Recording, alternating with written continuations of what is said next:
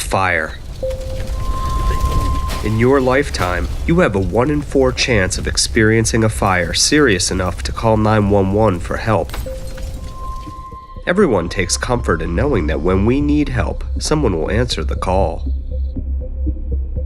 But who is that someone?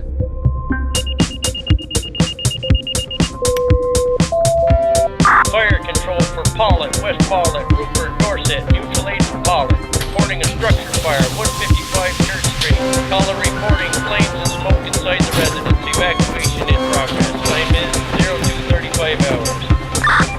ETA car 42541. I've got visible fire. Go ahead and play it. Who is that someone? If you live in the same town that I do, that someone is me. I'm an animator, and I'm also a volunteer firefighter. When there's an emergency, a dispatcher pages a group of volunteers, and we drop what we're doing and we go. This is how it's done in most of America. 70% of all firefighters in this country are volunteers. Smaller communities are especially reliant on volunteers.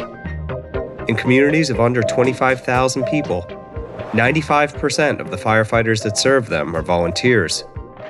In communities of under 2,500, 99.5% of the firefighters are volunteers.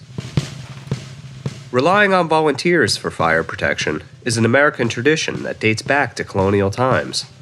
Washington, Franklin, Jefferson, all volunteer firefighters. Today, volunteer firefighters save taxpayers $139 billion a year, every year. But this isn't a sure thing. In the last 30 years, the ranks of volunteer firefighters have shrunk by 11%. In that same span of time, the number of calls for the fire department has nearly tripled, from 12 to 32 million. Training requirements for volunteer firefighters have increased too. Members who joined my department back in the 90s took a 70-hour basic training class. But today, firefighters train to fight fires that burn hotter and move faster than ever before in our plastic-laden homes, and to deliver an ever-expanding range of emergency services. Basic firefighter training has grown to a staggering 184 hours. That's more than most Americans with full-time jobs work in a month.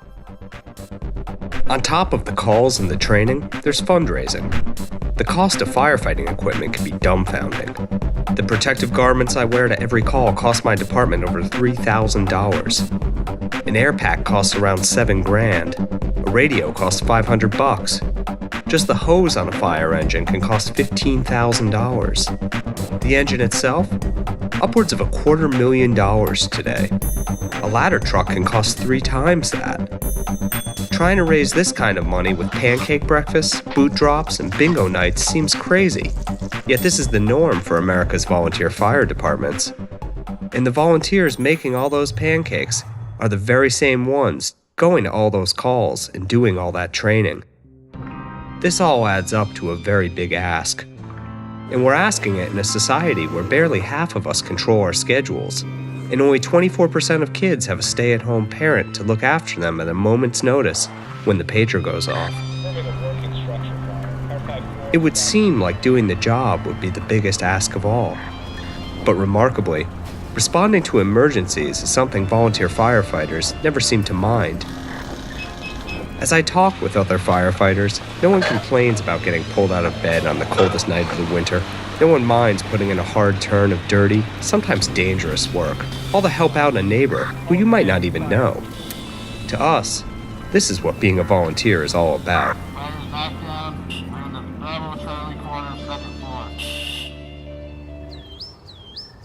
In spite of the challenges, volunteer fire departments fill a critical role in many of our towns, and they also knit these communities together in a unique way.